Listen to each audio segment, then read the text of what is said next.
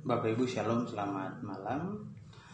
Ketemu lagi. Saat ini kita akan merenungkan firman Tuhan dari Hakim-Hakim 6 ayat 25 sampai 40. Sebelumnya mari kita tundukkan kepala, kita bersatu dalam doa. Kita berdoa. Tuhan, kami bersyukur untuk hidup dan penyertaan-Mu di sepanjang hari ini. Dan malam hari ini kami hendak merenungkan kebenaran firman. Tuntun kami ya Tuhan, agar kami boleh mengerti dan memahami kehendak-Mu, lalu mau melakukannya dalam hidup beriman kami dari hari lepas hari. Mari ya Tuhan, hadir lalu bersabdalah bagi kami. Amin. Hakim-Hakim 26 ayat 25 sampai 40 firman Tuhan berkata demikian. Pada malam itu juga Tuhan berfirman kepadanya, ambillah seekor lembu jantan kepunyaan ayahmu, yakni lembu jantan yang kedua, berumur 7 tahun. Runtuhkanlah mezbah Baal kepunyaan ayahmu dan tebanglah tiang berhala yang di dekatnya. Kemudian dirikanlah mezbah bagi Tuhan Allahmu di atas kubu pertahanan ini dengan disusun baik. Lalu ambillah lembu jantan yang keduanya dan persembahkanlah korban bakaran dengan kayu tiang berhala yang akan kau tebang. Kemudian Gideon membawa 10 orang hambanya dan diperbuatnyalah seperti yang diperintahkan, yang difirmankan Tuhan kepadanya. Tetapi karena ia takut kepada kaum keluarganya dan kepada orang-orang kota itu untuk melakukan hal itu pada waktu siang, maka dilakukannya pada waktu malam. Ketika orang-orang kota itu bangun pagi-pagi, tampaklah telah dirobohkan mezbah Baal itu, setelah ditebang tiang berhala yang di dekatnya, dan setelah dikorbankan lembu jantan yang kedua di atas mezbah yang didirikannya itu. Berkatalah mereka seorang kepada yang lain, siapakah yang melakukan hal itu? Setelah diperiksa dan ditanya-tanya, maka kata orang, Gideon bin Yoas, dialah yang melakukan itu. Sesudah itu berkatalah orang-orang kota itu kepada Yoas, bawalah anakmu itu keluar, dia harus mati karena dia telah merobohkan mezbah Baal dan karena telah menebang tiang berhala yang di dekatnya. Tetapi jawab Yoas kepada semua orang yang menggerumuninya itu, kamu mau berjuang membela Baal atau kamu mau menolong dia? Siapa yang berjuang membela Baal akan dihukum mati sebelum pagi. Jika Baal itu Allah, biarlah ia berjuang membela dirinya sendiri setelah mezbahnya dirobohkan orang. Dan pada hari itu diberikan oranglah nama Yerubaal kepada Gideon, karena kata orang, biarlah Baal berjuang dengan dia setelah dirobohkannya mezbah itu. Seluruh orang Midian dan orang Amalek dan orang-orang dari sebelah timur telah berkumpul bersama-sama. Mereka telah menyeberang dan berkemah di lembah Yisrael. Pada waktu itu, roh Tuhan menguasai Gideon. Ditiupnyalah sangkakala dan orang-orang Abiezer dikerahkan untuk mengikuti dia. Juga dikirim pesan kepada seluruh suku Manasye dan orang-orang ini pun dikerahkan untuk mengikuti dia. Dikirimnya pula pesan kepada suku Asyer, Sebulon dan Naftali, dan orang-orang lain pun maju untuk menggabungkan diri dengan mereka. Kemudian Gideon berkata kepada Allah, jikalau engkau mau menyelamatkan orang Israel dengan perantaraanku seperti yang kau firmankan, maka aku akan membentangkan gunting bulu domba di tempat penggirikan. Apabila hanya di atas guntingan bulu itu ada lembu, ada embun, tetapi seluruh tubuh di situ tinggal kering, maka taulah aku bahwa engkau mau menyelamatkan orang Israel dengan perantaraanku seperti yang kau firmankan. Dan demikian terjadi, sebab keesokan harinya pagi-pagi ia bangun, dipulasnya guntingan bulu itu dan diperasnya air embun dari guntingan bulu itu, secawan penuh air. Lalu berkatalah Gideon kepada Allah, janganlah kiranya murkamu bangkit terhadap aku, sebab aku berkata lagi sekali ini saja, biarlah aku satu kali lagi saja mengambil percobaan dengan gunting bulu itu. Sekiranya yang kering hanya gunting bulu itu, dan di atas seluruh tanah ada embun, dan demikian diperbuatlah Allah pada malam itu, sebab hanya guntingan bulu itu yang kering, dan di atas seluruh tanah itu ada embun.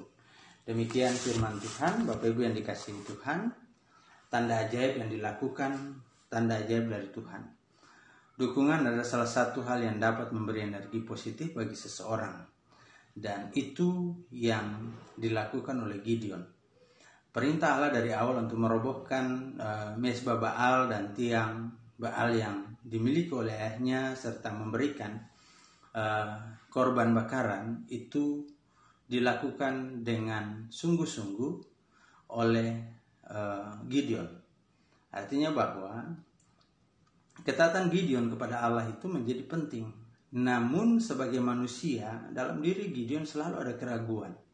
Sehingga perintah Allah, dia harus berperang melawan orang Amalek dan orang Midian, itu Gideon perlu memastikan bahwa Allah berada di pihaknya. Dan ia membutuhkan tanda untuk itu. Sebagai tanda ya, ia berbicara dengan Allah.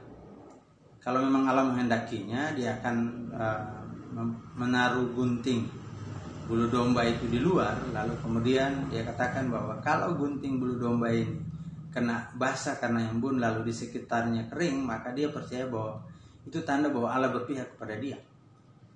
Dan itu dilakukan 2 kali. Yang kedua dia melakukan sebaliknya, dia minta supaya gunting itu kering dan tanah di sekitarnya atau tempat di sekitarnya itu basah.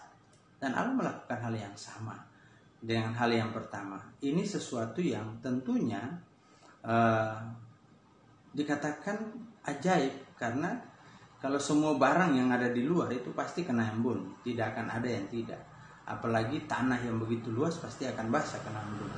Tapi kenyataannya hanya gunting pada bagian pertama, lalu yang kedua sebaliknya, gunting sendiri yang tidak basah. Peristiwa ini meyakinkan Gideon bahwa Allah ada di pihak dia, apalagi dengan dukungan suku-suku Israel yang mengirimkan orang-orang untuk membantu dia. Nah, Bapak Ibu, setiap kali ketika kita bicara tentang tanda ajaib dari Tuhan, sering kita tidak peka. Tetapi Allah melakukan banyak tanda ajaib dalam kehidupan kita. Nah, manusia juga punya kecenderungan untuk tawar-menawar dan minta supaya diyakinkan oleh Allah atas setiap tindakan imannya. Saya bilang tindakan iman karena seperti Yesus katakan bahwa kalau imanmu sebesar biji sayu, baru engkau bisa memindahkan gunung. Sayangnya ya sampai hari ini kita semua beriman, tetapi kita sendiri belum bisa memastikan iman dan percaya kita dengan sungguh-sungguh bahwa Allah itu ada. Terkadang kita memiliki keraguan dalam kehidupan kita. Nah, Bapak Ibu yang dikasihi Tuhan, lewat firman Tuhan ini saya mau katakan begini. Tanda ajaib yang Allah buat kita adalah bahwa sampai hari ini di tengah-tengah situasi dunia yang kelihatannya sudah hampir runtuh ini, kita masih hidup. Paling tidak sudah separuh tahun 2020 ini kita lewati. Sebagian kita masih tetap dipelihara walaupun ada yang dipanggil pulang oleh Tuhan.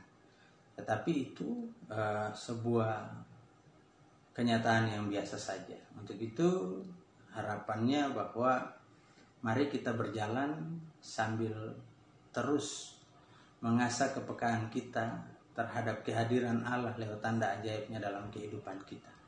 Maka apapun yang kita hadapi dalam kehidupan ini, Ia pasti akan menolong kita. Tuhan memberkati kita. Amin. Ya, Bapak Ibu yang dikasihi Tuhan, kita akan berdoa.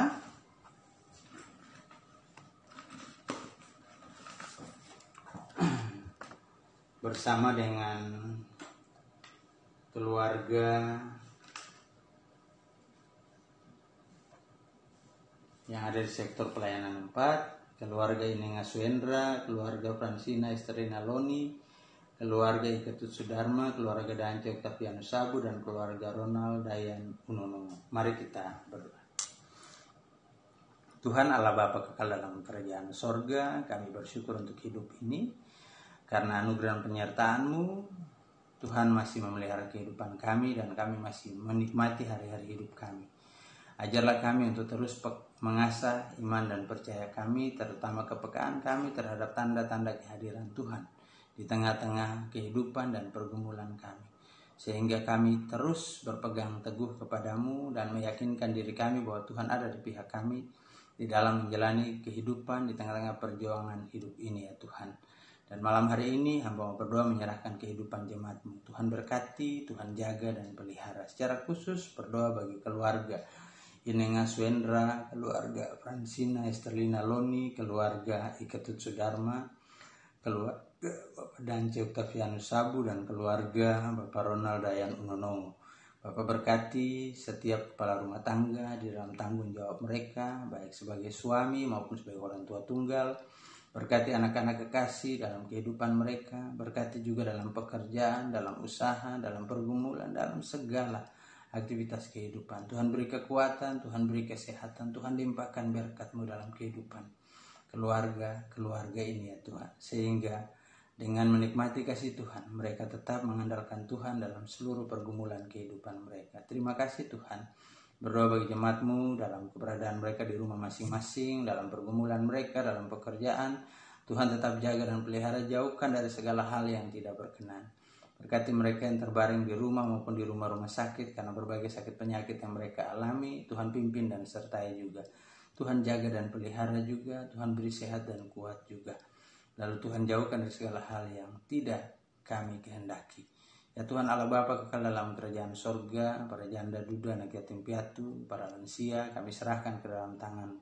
Tuhan jaga pelihara mereka, cukupkan apa yang mereka butuhkan ya Tuhan. Demikian juga ya Tuhan, berkati jemaat-Mu yang setia memberikan persembahan-persembahan syukur atau persembahan persepuluhan. Biarlah berkat Tuhan melimpah dalam kehidupan mereka. Dan lewat semuanya itu nama Tuhan boleh dipuji dan dipermuliakan. Terima kasih Tuhan. Saat ini kami berdua menyerahkan seluruh perangkat pelayanan tengah-tengah jemaat-Mu ya Tuhan. Baik diaken, penatua, pengurus pelkat dan komisi, karyawan kantor, saudara Hesron yang menjalani masa magangnya, panitia pembangunan yang terus mempersiapkan proses pembangunan yang akan dimulai dalam waktu dekat ini. Tuhan sertai dan berkati sehingga mereka boleh mempersiapkan segala sesuatunya dengan hikmat yang berasal daripada-Mu. Rencana pertemuan yang bersebahagia besok hari Tuhan berkati juga. Kami berdoa juga ya Tuhan bagi panitia malam dana, Bapak berkati juga dalam kehidupan kami masing-masing yang masih menunggu waktu yang tepat untuk membicarakan segala persiapan kami lagi ya Tuhan. Bangsa dan negara, Bapak Presiden dan seluruh jajarannya, juga para petugas COVID-19 ya Tuhan yang terus bekerja untuk memutus mata rantai penyebaran virus COVID-19 ini ya Tuhan. Biarlah mereka dapat melakukan yang terbaik. Tenaga medis yang bekerja, Tuhan beri hikmat, beri kekuatan. Limpahkan berkat-Mu dalam kehidupan mereka. Terima kasih Tuhan, seluruh kehidupan kami Hamba pertaruhkan ke dalam tangan-Mu ya Tuhan. Ampuni kami atas salah dan dosa yang telah kami perbuat melawan kehendak-Mu di surga. Baik itu melalui kata, perbuatan maupun yang ada dalam pikiran kami sekalipun ya Tuhan. Suci bersihkan dan layakkan kami. Lalu curahkan berkat-Mu dalam kehidupan kami. Biarlah kiranya kasih, karunia dan damai sejahtera dari Allah Bapa kita dan dari Tuhan kita Yesus Kristus serta persekutuan dengan Roh Kudus tinggal menyertai, memelihara, memberkati kehidupan saudara sekalian malam hingga pagi nanti dalam kasih, anugerah dan penyertaan Tuhan. Amin.